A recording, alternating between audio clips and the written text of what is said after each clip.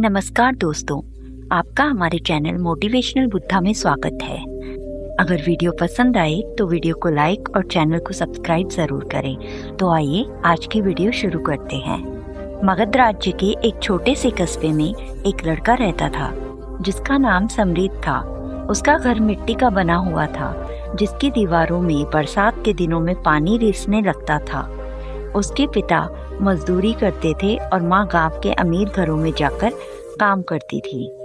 हालत इतनी खराब थी कि कई रातें ऐसी गुजरती थी जब चूल्हा नहीं जलता था। लेकिन सबसे बड़ी गरीबी रोटी की नहीं थी, सबसे बड़ी गरीबी थी लोगों की नजरों में छोटा समझे जाने की। समरीत बचपन से ही यह सब देखता आ रहा था। जब भी वह गांव के बड़े लोगों के बच्चों को अच्छे कपड़े में देखता, उसके भीतर एक अजीब सी आग जलने उसे लगता जैसे दुनिया दो हिस्सों में बटी हुई है। एक हिस्सा वह है जो सपने देख सकता है और दूसरा हिस्सा वह है जिसे सिर्फ संघर्ष करने के लिए पैदा किया गया है। एक दिन वह अपनी माँ के साथ एक बड़े व्यापारी के घर गया। वहाँ उसने देखा कि व्यापारी का बेटा सोने की थाली में खाना खा रहा था। समरीत की नजर उस थाली पर टिक गई। तभी व्यापारी ने उसे घूरकर कहा, ए लड़के, ज्यादा मत देखा कर। गरीब लोग जितना सपना देखते हैं उतना दुखी होते हैं। यह बात समरीत के दिल में तीर की तरह चुभ गई। वह चुपचाप वहां से लौट आया, लेकिन उस रात वह सो नहीं पाया। पहली बार उसे एहसास हुआ कि दुनिया गरीब इंसान को इंसान नहीं समझती। उस रात उसने आसमान की तरफ देखा, खुद से कहा, एक दिन मैं अपनी किस्मत बदल कर दिखाऊंगा। लेकिन किस्मत बदलना इतना आसान नहीं था। समरीत बड़ा हुआ तो उसने मजदूरी शुरू कर दी। सुबह से शाम तक पत्थर ढोता, लकड़ियां काटता और बदले में कुछ सिक्के पाता। शरीर थक जाता, लेकिन उसके भीतर की आग शांत नहीं होती थी। गांव के लोग उसका मजाक उड़ाते। कोई कहता गरीब पैदा हुआ है, गरीब ही मरेगा। कोई कहता सपनों से पेट नहीं भरता। धीरे धीरे समरीत भी टूटने लगा। उसे लगने लगा कि शायद सच में गरीब आदमी के लिए बड़े सपने देखना पाप है। एक शाम वह बहुत उदास होकर नदी के किनारे बैठा। उसी समय वहाँ एक बुद्ध भिक्षु आए। उनके चेहरे पर अद्भुत शांति थी। उन्होंने समरीत के पास बैठकर पूछा, इतना दुखी क्यों हो युवक? समरीत ने पहली बार अपने मन की सारी बातें किसी के सामने रख दी। उसने कहा, मैं गरीबी से थक चुका हूँ। मेहनत करता हूँ फिर भी कुछ नहीं बदलता। लोग मेरा अपमान करते हैं। शायद भगवान ने मुझे गरीब ही रहने के लिए बनाया है। भिक्षु हल्का सा मुस्कुराए। उन्होंने कहा, गरीबी जेब की नहीं होती, सोच की होती है। जिस दिन इंसान अपनी सोच बदल देता है, उसी दिन उसकी किस्मत बदलनी शुरू हो जाती है। समरीत ने कहा, लेकिन खाली सोच से क्या होगा? पेट तो मेहनत से भरता है। भिक्षु बोले, सिर्फ मेहनत करने वाला इंसान मजदूर बनता है, लेकिन समझदारी से मेहनत करने वाला इंसान सफल बनता है। यह बात समरीत के दिल में उतर गई। भिक्षु ने उसे अगले दिन बुद्ध के आश्रम आने को कहा। अगली सुबह समरीत आश्रम पहुंचा। वहां उसने पहली बार शांति महसूस की। लोग साधारण कपड़ों में थे, लेकिन उनके चेहरे पर संतोष था। थोड़ी देर बाद वहां आए। उनके चेहरे पर तेज देखकर समरीत मंत्रमुग्ध रह गया। बुद्ध ने सभी लोगों को देखते हुए कहा, मनुष्य का जीवन उनके विचारों से बनता है। जो खुद को कमजोर मानते हैं वह कमजोर बन जाता है। जो खुद को योग्य मानता है उसके लिए रास्ते खुले लगते हैं। समरीत को ऐसा लगा जैसे ये शब्द सिर्फ उसी के लिए कहे गए हों। सभा समाप्त होने के बाद वह बुद्ध के पास गया और बोला, भगवान, मैं गरीब हूँ। मैं अमीर बनना चाहता हूँ ताकि लोग मेरा अपमान ना करे। बुद्ध मुस्कुराए। उन्होंने कहा, यदि तुम सिर्फ दूसरों को गलत साबित करने के लिए अमीर बनना चाहते हो तो तुम्हें कभी शांति नहीं मिलेगी। लेकिन यदि तुम अपने भीतर की क्षमता को पहचानने के लिए आगे बढ़ोगे तो संसार की कोई ताकत तुम्हें रोक नहीं सकती। समरीत ने पूछा, लेकिन शुरुआत कहाँ से करूँ? बुद्ध ने पास पड़े एक बीज को उठाया और कहा, यह छोटा सा बीज एक विशाल वृक्ष बन सकता है, लेकिन अगर यह खुद को मिट्टी में दबाने से डर जाए तो कभी वृक्ष नहीं बन पाएगा। सफलता पाने के लिए पहले संघर्ष की मिट्टी में खुद को डालना पड़ता है। उस दिन के बाद समरीत बदल गया। उसने शिकायत करना बंद कर दिया। अब वह हर काम पूरे मन से करता।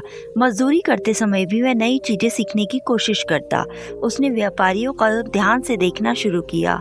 वह समझने लगा कि अमीर लोग सिर्फ मेहनत नहीं करते बल्कि अवसर पहचानते हैं।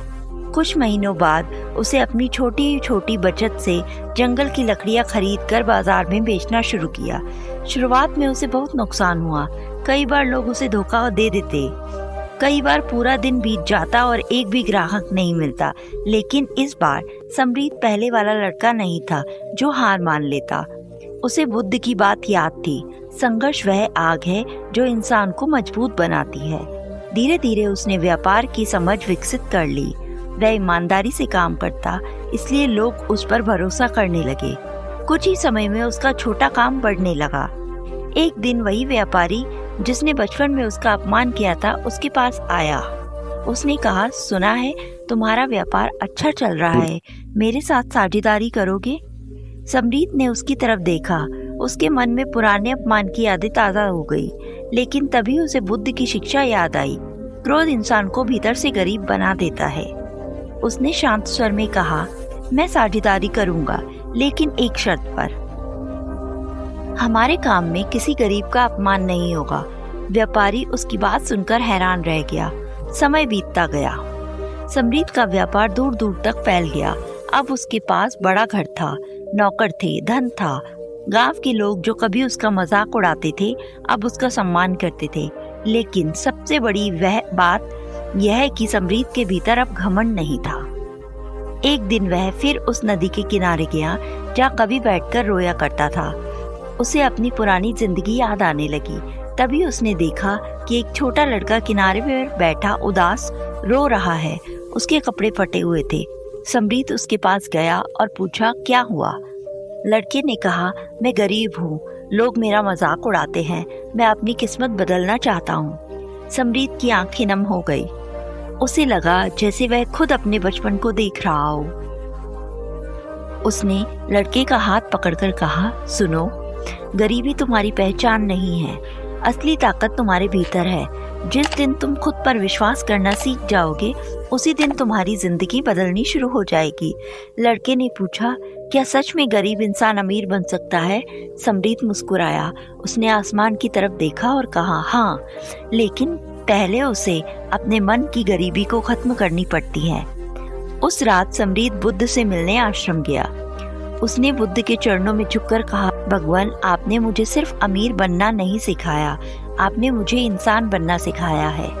बुद्ध मुस्कुराए और बोले, जिस दिन इंसान अपने दर्द को दूसरों की मदद में बदल देता है उसी दिन वह सच में समृद्ध बन जाता है।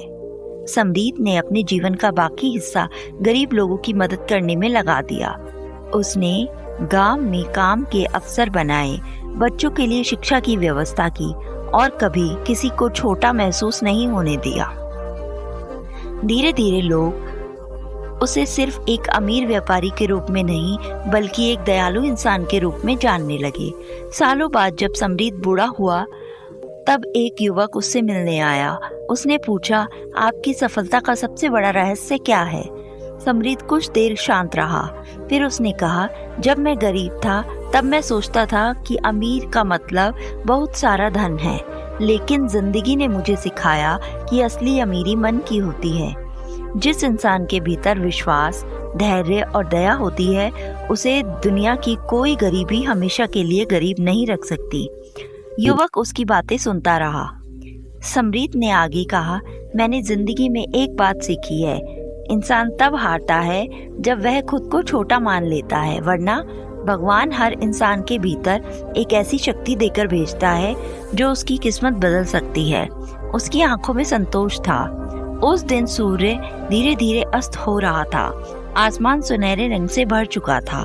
समरीत ने मुस्कुराकर उस डूबते हुए सूरज को देखा, क्योंकि अब उसे समझ आ चुका था कि हर डूबता हुआ सूरज अगले दिन फिर उगता है, ठीक वैसे ही जैसे इंसान की जिंदगी में अंधेरा हमेशा के लिए नहीं रहता। Biophonic.com मगध राज्य की सीमा से दूर पहाड़ों और घने जंगलों के बीच एक छोटा सा गांव था, करुणापुर। वहाँ रहने वाले लोग इतने गरीब थे कि उनके सपनों तक में रोटी की खुशबू नहीं आती थी। उसी गांव के किनारे मिट्टी और घास फूस में बनी एक टूटी झोपड़ी में एक लड़का रहता था जिसका नाम आर्यमित्र था। आर्यमित्र बचपन से ही बाकी बच्चों से अलग रहता था। जहाँ गांव के दूसरे बच्चे खेलते कूदते थे, वहीं वह अक्सर नदी के किनारे बैठकर दूर आसमान को देखता था। उसकी आंखों में एक अजीब सी बेचैनी थी, जैसे वह अपने भीतर कुछ खोज रहा है। उसके पिता लकड़ी काटने का काम करते थे, लेकिन एक दुर्घटना में उनकी मृत्यु हो गई थी। घर में सिर्फ उसकी बीमार मां बची थी, जिसकी दवाइयों के लिए भी पैसे नहीं होते थे। गांव वाले आर्यमित्र को ताने मारते थे। कोई कहता था इस लड़के के हाथों में मेहनत नहीं, सिर्फ सपने हैं। कोई हंसते हुए बोलता, गरीब का बेटा राजा बनने चला है। लेकिन आर्यमित्र हर ताने को चुपचाप सुनता और रात को आकाश की तरफ देखकर खुद से कहता, एक दिन मैं अपनी माँ को इस गरीबी से बाहर निकालूंगा। वह दिन भर जंगल में लकड़ियाँ काटता, बाजार में बेचता और रात को माँ के पास बैठकर उसकी सेवा करता। कई बार तो ऐसा होता कि दोनों बिना खाए सो जाते। लेकिन सबसे ज्यादा दर्द उसे तब होता जब उसकी माँ मुस्कुराते हुए कहती, मुझे भूख नहीं है बेटा, तू खा ले। वह जानता था कि माँ झूठ बोल रही है। एक रात गांव में खबर फैली कि अगले दिन भगवान बुद्ध पास के नगर में आने वाले हैं। पूरे गांव में उत्साह फैल गया। लोग कहने लगे कि जो भी बुद्ध के दर्शन कर लेता है, उसका जीवन का अंधेरा दूर हो जाता है। अगली सुबह गांव के लोग अच्छे कपड़े पहनकर नगर की ओर निकल पड़े, लेकिन आर्यमित्र के पास पहनने के लिए साफ कपड़े तक नहीं थे। उसकी माँ ने अपनी पुरानी साड़ी का एक टुकड़ा फाड़कर उसका फटा हुआ कुर्ता सी दिया और मुस्कुराकर बोली, जा बेटा, शायद तेरी किस्मत आज बदल जाए। आर्यमित्र नंगे पांव ही नगर की ओर चल पड़ा। रास्ता लंबा था, धूप तेज थी, लेकिन उसके भीतर एक अजीब उम्मीद जल रही थी। जब वह नगर पहुंचा तो वहां हजारों लोगों की भीड़ थी। बीच में एक विशाल पीपल के पेड़ के नीचे भगवान बुद्ध शांत मुद्रा में बैठे थे। उनके चेहरे पर ऐसी शांति थी कि जैसे सारी दुनिया का दुख उनके सामने आकर शांत हो जाता है। आर्यमित्र भीड़ के पीछे खड़ा होकर उन्हें देखने लगा। तभी बुद्ध की नजर उस पर पड़ी। उन्होंने हाथ के इशारे से उसे अपने पास बुलाया। भीड़ हैरान रह गई। इतने बड़े व्यापारियों और राजाओं के बीच एक गरीब लड़के को बुद्ध क्यों बुला रहे हैं? आर्यमित्र डरते डरते उनके पास गया। बुद्ध ने उसकी आंखों में देखते हुए पूछा, तुम इतने दुखी क्यों हो पुत्र? उसकी आंखें भर आईं। उसने कांपती आवाज में कहा, भगवान, मैं गरीब हूँ, मेरे पास कुछ नहीं है, लोग मेरा मजाक उड़ाते हैं, मैं मेहनत करता हूँ फिर भी जीवन नहीं बदलता। बुद्ध हल्के से मुस्कुराए। उन्होंने पूछा, क्या तुम्हारे पास 2 हाथ हैं? हाँ। 2 पैर हैं? हाँ। सोचने वाला मन है? हाँ। बुद्ध बोले, तो फिर तुम गरीब कैसे हुए? संसार का सबसे बड़ा धन मनुष्य का साहस और धैर्य होता है। जिस दिन तुम अपने भीतर की शक्ति पहचान लोगे, उसी दिन गरीबी हार जाएगी। आर्यमित्र ध्यान से उनकी बातें सुनता रहा। बुद्ध ने अपनी झोली से एक छोटा सा बीज निकालकर उसकी हथेली पर रख दिया और बोले, इसे अपने घर के पीछे लगाना, लेकिन याद रखना, यह बीज तभी फल देगा जब तुम शिकायत छोड़कर कर्म करना सीखोगे। आर्यमित्र ने वह बीज अपनी मुट्ठी में कस लिया। उसे लगा जैसे किसी ने उसके भीतर बुझती आग को फिर से जला दिया हो। वह घर पर लौटा। अगले दिन ही उस बीज को झोपड़ी के पीछे बो दिया। रोज उसे पानी देता, मिट्टी साफ करता और घंटों उसके पास बैठा रहता। लेकिन कई दिन बीत गए, कोई पौधा नहीं निकला। धीरे धीरे गांव वाले फिर उसका मजाक उड़ाने लगे।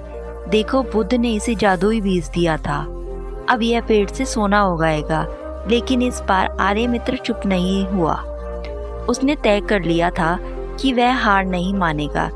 एक दिन उसने सोचा, अगर बीज उग नहीं रहा तो क्यों ना मैं खुद कुछ नया करूं। उसने जंगल में औषधीय जड़ी बूटी ढूंढना इकट्ठा करा। बचपन में उसकी माँ उसे कई पौधों की पहचान सिखाया करती थी। वह उन जड़ी बूटियों को नगर में बेचने लगा। शुरुआत में किसी ने उस पर भरोसा नहीं किया, लेकिन एक नगर के व्यापारी की बेटी गंभीर रूप से बीमार पड़ गई। कई वैद्य हार मान चुके थे। तब आर्यमित्र ने जंगल की एक दुर्लभ जड़ी से उसका इलाज किया। लड़की ठीक हो गई। पूरा नगर हैरान हो रह गया। अब लोग आर्यमित्र के पास आने लगे। उसकी पहचान बढ़ने लगी। पहली बार उसके हाथों में इतने पैसे आए कि वह अपने माँ के लिए नए कपड़े खरीद सका। उस रात उसकी माँ की आंखों में आंसू थे। उन्होंने कहा, आज तेरे पिता होते तो बहुत खुश होते, लेकिन सफलता की शुरुआत के साथ ही परीक्षा भी शुरू हो गई। नगर के बड़े व्यापारी आर्यमित्र से जलने लगे। उन्हें डर था कि यह गरीब लड़का कहीं उनसे आगे न निकल जाए। उन्होंने उसके खिलाफ अफवाहें फैलानी शुरू कर दी। किसी ने कहा यह जादू टोना करता है, किसी ने कहा इसकी दवाइयों में धोखा है। धीरे धीरे लोग उससे दूर होने लगे। उसकी कमाई फिर घट गई। एक रात वह बहुत टूट गया। उसे लगा कि शायद गांव वाले सही कहते थे, शायद गरीब आदमी कभी ऊपर नहीं उठ सकता। वह उसी पीपल के पेड़ के नीचे गया जहां उसने पहली बार बुद्ध को देखा था। वहां कोई नहीं था, सिर्फ ठंडी हवा चल रही थी। वह जमीन पर बैठ गया और रोने लगा। तभी बुद्ध की आवाज आई, जिस दिन तुम शिकायत छोड़कर कर्म करना सीखोगे उस दिन गरीबी हार जाएगी। अचानक से उसे समझ आया कि वह फिर से दूसरों की बातों में उलझ गया है। अगली सुबह उसने नया निर्णय लिया। उसने अपनी सारी बची हुई कमाई का एक छोटा सा औषधालय खोला। वहाँ गरीब लोगों का मुफ्त इलाज करता था, अमीरों से उचित धन लेता। धीरे धीरे उसकी ईमानदारी की चर्चा पूरे मगध में फैलने लगी। लोग कहते, यह लड़का सिर्फ दवाइयाँ नहीं देता, उम्मीद भी देता है। साल बीत गए। आर्यमित्र अब सिर्फ वैद्य नहीं रह गया। उसने कई गांवों में औषधालय खुलवाया, गरीब बच्चों के लिए शिक्षा की व्यवस्था की। उसकी माँ अब स्वस्थ थी और गर्व से अपने बेटे को देखती थी। लेकिन सबसे बड़ी बात यह थी कि सफलता मिलने के बाद भी उसके भीतर अहंकार नहीं आया। एक दिन मगध के राजा ने उसे राजवैद्य बनने का प्रस्ताव दिया। पूरे राज्य में यह सबसे बड़ा सम्मान माना जाता था। राजा ने कहा, तुम्हारे पास अब धन भी है, सम्मान भी। तुमने गरीबी को हरा दिया। आर्यमित्र मुस्कुराया। उसने धीरे से कहा, महाराज, गरीबी सिर्फ खाली जेब का नाम नहीं होती। असली गरीबी तब होती है जब इंसान उम्मीद खो देता है। मैंने धन कमाने से पहले खुद पर विश्वास करना सीखा। राजा उसकी बात सुनकर मौन हो गए। कुछ दिन बाद आर्यमित्र अपनी पुरानी झोपड़ी के पीछे गया, जहां उसने वर्षों पहले बुद्ध का दिया हुआ बीज बोया था। अब वहां एक विशाल वृक्ष खड़ा था। उसकी शाखाएं दूर दूर तक फैली थी। पक्षी उस पर बसेरा करते थे। राहगीर उसकी छांव में आराम करते थे। आर्यमित्र की आंखें भर आई। उसे समझ आ गया कि बुद्ध ने उसे कोई साधारण बीज नहीं दिया था। वह बीज उसके विश्वास का प्रतीक था। अगर वह बीज में हार मान लेता तो शायद यह वृक्ष कभी नहीं उगता। उसने वृक्ष को छूते हुए आसमान की तरफ देखा और धीमे से कहा, धन्यवाद। उसी समय उसकी माँ वहाँ आई। उसने मुस्कुराकर कहा, देख बेटा, पेड़ उग ही गया। आर्यमित्र ने जवाब दिया, हाँ माँ, लेकिन यह पेड़ मिट्टी में नहीं, मेरे भीतर उगा है। धीरे धीरे उसकी कहानी पूरे मगध में फैल गई। लोग उसे सिर्फ अमीर आदमी के रूप में नहीं, बल्कि एक ऐसे इंसान के रूप में जानने लगे जिसने गरीबी से लड़कर अपने भाग्य को बदल दिया। लेकिन हर रात सोने से पहले वह आज भी पुरानी बातें याद करता था। मनुष्य का सबसे बड़ा धन उसका साहस और धैर्य होता है, क्योंकि उसे पता होता है कि अगर उस दिन उसने हार मान ली होती तो शायद वह भी इस भीड़ में खो गया होता। समय बीतता गया। आर्यमित्र का नाम दूर दूर तक सम्मान के साथ लिया जाने लगा, मगर उसके जीवन की सबसे बड़ी परीक्षा अभी बाकी थी। 1 वर्ष बाद मगध में भयंकर सूखा पड़ा। नदियां सूखने लगी, खेत बंजर हो गए, गांव में भूख फैल गई। लोग अपने घर छोड़कर दूसरे राज्य की ओर भागने लगे।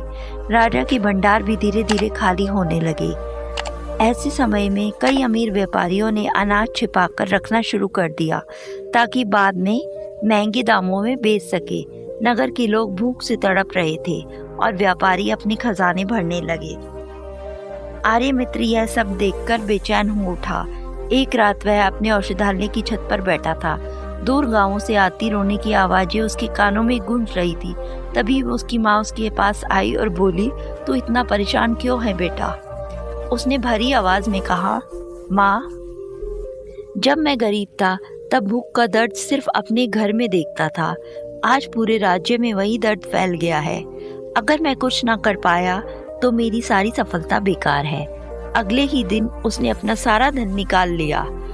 उसने नगर नगर जाकर अनाज खरीदा और गांवों में मुफ्त बांटना शुरू कर दिया। लोग हैरान थे। एक आदमी ने उससे पूछा, तुम अपना सारा धन क्यों लुटा रहे हो? अगर सुख लंबा चला तो तुम खुद गरीब हो जाओगे। आर्यमित्र मुस्कुराया और बोला, जिस धन से किसी भूखे का पेट ना भर सके वह धन सिर्फ बोझ होता है। धीरे धीरे उसके साथ कई युवा जुड़ गए। उन्होंने जंगलों में कुएं खोदे, तालाब साफ किए और गांवों तक पानी पहुंचाने का काम शुरू किया। लेकिन कुछ व्यापारियों को यह पसंद नहीं आया। उन्हें डर था कि अगर लोग आर्यमित्र के साथ हो गए तो उनका लालच खत्म हो जाएगा। उन्होंने राजा के कान भरने शुरू किए। आर्यमित्र लोगों को अपने पक्ष में कर रहा है। वह राज्य पर कब्जा करना चाहता है। गरीबों की मदद करना सिर्फ दिखावा है। राजा असमंजस्य में डूब गया। आखिर उसने आर्यमित्र को दरबार में बुलाया। पूरा दरबार शांत था। राजा ने गंभीर स्वर में पूछा, क्या यह सच है कि तुम लोगों को मेरे खिलाफ भड़का रहे हो? आर्यमित्र ने शांत आंखों से राजा की ओर देखा और बोला, महाराज, भूखा इंसान किसी के खिलाफ नहीं होता, वह सिर्फ रोटी के पक्ष में होता है। दरबार में सन्नाटा छा गया। राजा ने फिर पूछा, अगर तुम्हें राज्य चाहिए तो साफ साफ कहो। आर्यमित्र हल्के से मुस्कुराया, जिसने गरीबी देखी हो महाराज, उसे सिंहासन नहीं, लोगों के चेहरों का पर मुस्कान चाहिए। राजा कुछ क्षण तक उसे देखते रहे, फिर धीरे धीरे उसके चेहरे का कठोर भाव बदल गया। उन्होंने अपने सैनिकों को आदेश दिया कि राज्य के सारे भंडार खोल दिए जाएं और अनाज लोगों में बांटा जाए। कुछ ही महीनों में हालत बदलने लगी। बारिश वापस आई, खेत फिर हरे हो गए, गांवों में जीवन लौट आया। उस दिन पूरे मगध में उत्सव मनाया गया। लेकिन उस रात आर्यमित्र अकेले अपने पुराने वृक्ष के नीचे बैठ गया था। हवा धीरे धीरे चल पत्तों को हिला रही थी। उसे याद आया कि कभी यही गांव उसे ताने देता था। लोग उसे निकम्मा कहते थे और आज वही लोग उसे सम्मान से देखते हैं। तभी एक छोटा बच्चा उसके पास आया। उसके कपड़े फटे हुए थे, आंखों में डर था। उसने धीरे से पूछा, क्या सच में गरीब आदमी और अमीर बन सकता है? आर्यमित्र कुछ पल चुप रहा। फिर उसने बच्चे का हाथ पकड़कर कहा, गरीब आदमी सबसे पहले अपने विचारों से अमीर बनता है। जिस दिन वह डरना छोड़ देता है उसकी किस्मत बदलनी शुरू हो जाती है। बच्चा उसकी बात ध्यान से सुनता रहा। आर्यमित्र ने मुस्कुराकर अपने पास बिठा लिया। उसे ऐसे लगा जैसे वह अपने बचपन को देख रहा हो। उस रात उसने पहली बार महसूस किया कि असली सफलता धन कमाने में नहीं, बल्कि किसी टूटे हुए इंसान के भीतर उम्मीद जगाने में होती है।